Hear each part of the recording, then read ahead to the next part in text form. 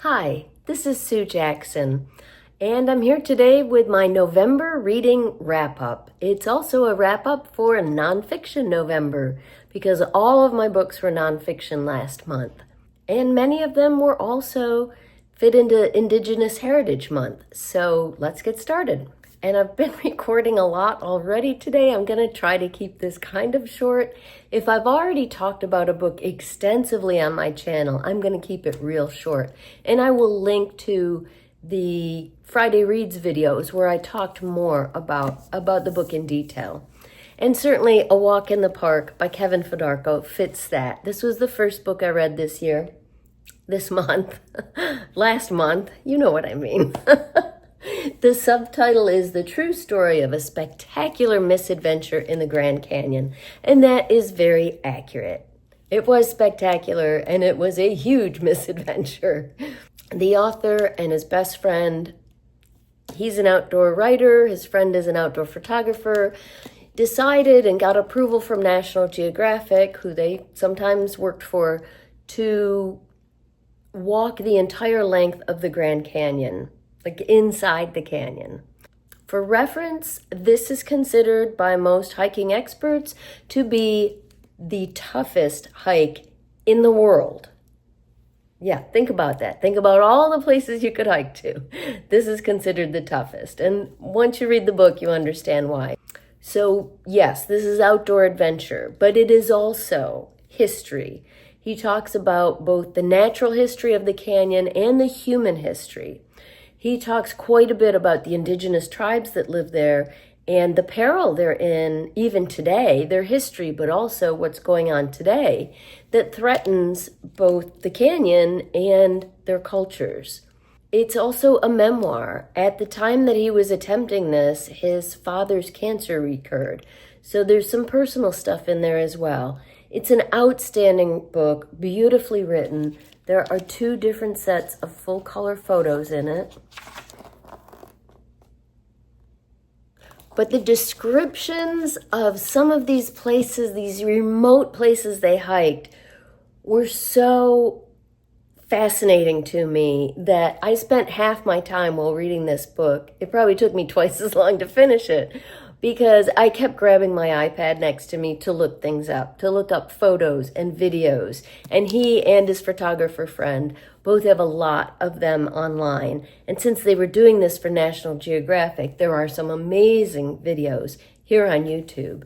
I'll link to some of those. But and he did a TED Talk. So I will definitely link to that below. Highly recommended. And thank you to Sarah at Hiking Outdoor Family. We met up for a hike this summer, and she's the one that passed this book on to me. So thank you, Sarah. Next up, I read Dear America, Notes of an Undocumented Citizen by Jose Antonio Vargas. Jose is from the Philippines. When he was 12 years old, his mother put him on a plane with an uncle to go to the U.S. to visit his grandparents. He didn't even know that that's where he was going to be living from now on. He definitely didn't know he was undocumented. It was 4 years later when he went to get his permit at the DMV, like all 16-year-olds do. He was fully an American kid by then, had been going to school, grown up American, and found out by a kind person at the DMV who did not turn him in that his papers were fake, and that blew his mind. Jose is also gay, so as he says, he had 2 coming outs in his life, coming out as gay and then eventually coming out as undocumented. This book is so eye-opening that every American should read this book. And actually anyone in any country where there is controversy right now over immigration, because I think that's just about all countries. Because the thing is, not only did Jose not walk across the southern border, sneak across the southern border, but he's also a Pulitzer Prize winning journalist. He's lived his entire life in the U.S. He grew up American, he feels American, He's paid taxes since his very first job, and yet he's undocumented and he has no path to citizenship. We read this for book group and we had our discussion yesterday. So I do just want to tell you about our discussion because it was a record setter for our book group. This is my neighborhood book group. It's been going on since like the 1990s. I joined around 2006, and normally as people come in, everybody's chatting, what have you been up to? Vacations and grandkids these days, and people are talking about personal stuff. And at one point, one of our members always says, hey, we need to talk about the book, remember? We came in today, and before people had even taken off their coats and opened up their lunches, we were talking about the book. And we were all like, wait, this is amazing. This has never happened before.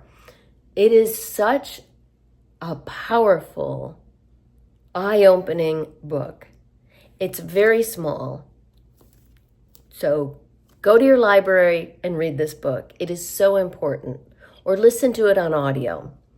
Also, if you don't want to read the book, I'm going to include a link below of Jose's TED Talk, which I just watched this morning. This TED Talk brought tears to my eyes. But it's also funny. He's got a good sense of humor. And you could see there were times during it where he was struggling not to cry. It's just such a moving, powerful story. This is a must read. My final print book of the month, I haven't finished yet, so it's not actually a finished in November book, but since I haven't done a Friday Reads in a couple of weeks, I just want to mention it, and that's Braiding Sweetgrass, Indigenous Wisdom, Scientific Knowledge, and the Teaching of Plants by Robin Wall Kimmerer. I've been hearing such good things about this book for years now, and when we were in Canada this summer, we stopped at a bookstore in Lake Louise near Banff National Park. And when I saw this, I was like, I have to finally get it.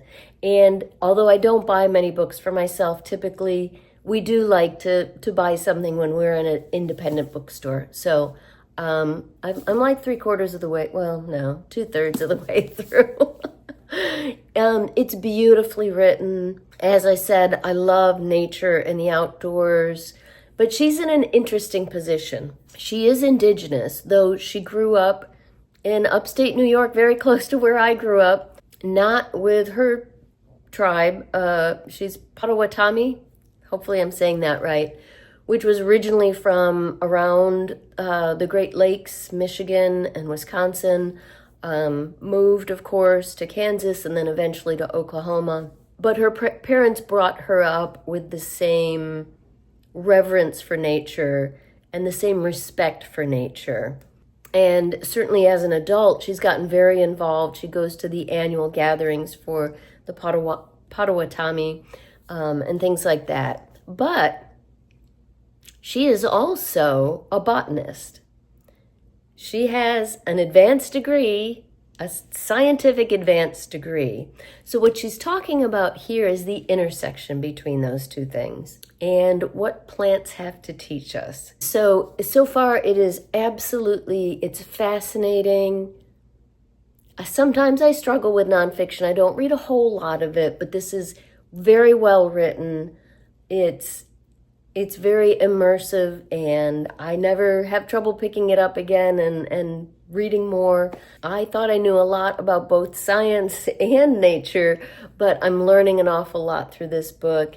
And I love throughout the book how she is conveying that Indigenous respect for nature and reciprocity with nature that is so missing from our modern world. So really enjoying Braiding Sweetgrass, though it doesn't actually count for November. Okay, so audiobooks. My first audiobook in November was Gulp by Mary Roach, my first ever Mary Roach book, and I can see what all the fuss is about. This is about I think the subtitle is Adventures on the Alimentary Canal. So this is about the gastrointestinal tract from beginning to end. Her methods are fascinating. She goes to all these places and does all these interviews with experts, with researchers, with regular people, and she weaves all that into a narrative that is fascinating, hilarious. She's very funny and very gross. And she tends to pick gross topics. So I think she likes that. I loved it. I loved it. And my husband often heard me, with the earbud in my ear, suddenly laughing out loud. And he learned very quickly not to ask me what was so funny because he didn't really want to hear about the gross stuff. But I loved it. It was fascinating. After that, I finished another short audiobook, Knife by Salman Rushdie. This is not a novel like he usually writes. This is his memoir of his difficult recovery, both physical and emotional, after being attacked when he went to give a talk, an author talk. A man rushed the stage and stabbed him multiple times with a knife. He almost didn't survive. He tried to block the attack with his hand, so his left hand was badly injured. The guy put the knife right into his eye, so he lost his eye. He said his abdomen and chest looked like a map of the subway system, after he got out of the hospital. He was badly, badly injured. So it took a lot of physical therapy, a lot of difficult turmoil to make it back from this. But also he talks so movingly about the emotional side of it for both him and his wife, how they had just kind of gotten over all the, fearing for their lives from the fatwa. And now this made them suddenly fearful again. And it's a moving, powerful memoir, beautifully written. It made me want to read some of his novels now. So if you have any to recommend, please let me know in the comments down below. And finally, my last audio for the month was a book that blew me away. I didn't have another nonfiction audio ready to go. Everything I tried to get on Libby was either had a long wait list or our library didn't have it. So I went to Chirp and looked at their sale, what was on sale in nonfiction. And I saw this, I knew I had heard about it somewhere here on BookTube. And also it fit for Indigenous Heritage Month. We Will Be Jaguars by Namonte Nenkimo. Wow. Oh, and the subtitle is A Memoir of My People. This is not Native Americans or North Americans. She's from Ecuador, from an indigenous tribe in the jungles of Ecuador. And her people, her tribe and the ones surrounding it, were among some of the last in the world to be contacted by white outsiders.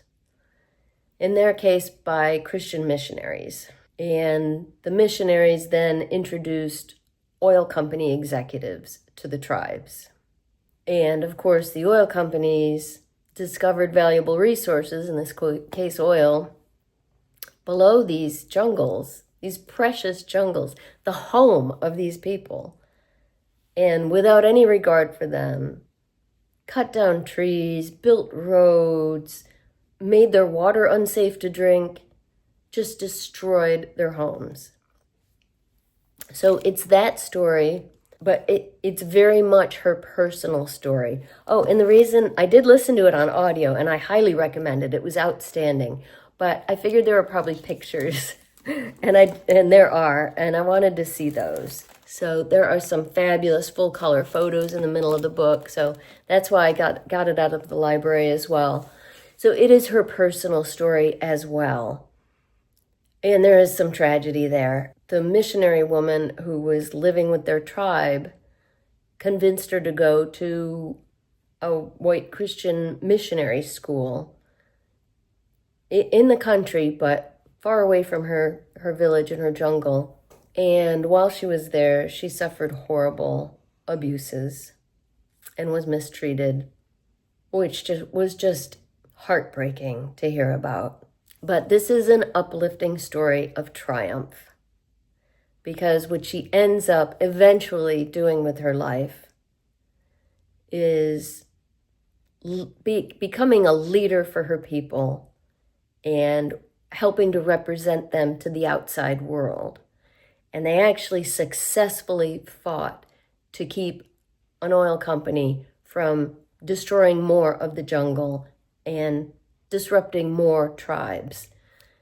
So it is moving. It is so, so powerful. It works so well with everything else I read here. You know, in the Grand Canyon book about the Native American tribes who've been disrupted by white people and progress, because there was mining going on in the Grand Canyon before it became a national park.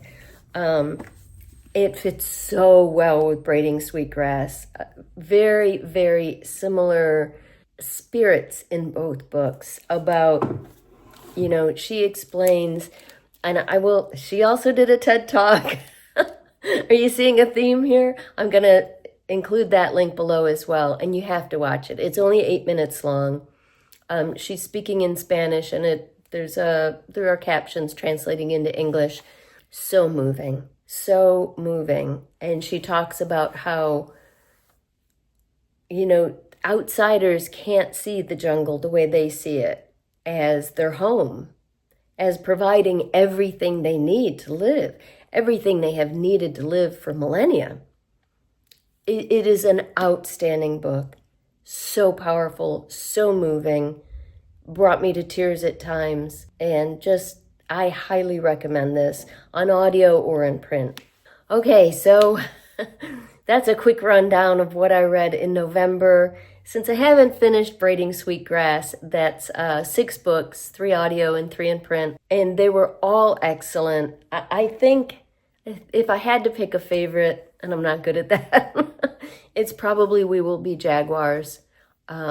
Yeah, although every single one of these could be a favorite. In another year, every one of these would have been a favorite. So, you know, just an outstanding nonfiction November for me. And I would love to hear about what you read in November. What was one of your favorite books read last month? Let me know in the comments below. And be sure to check out those TED Talks.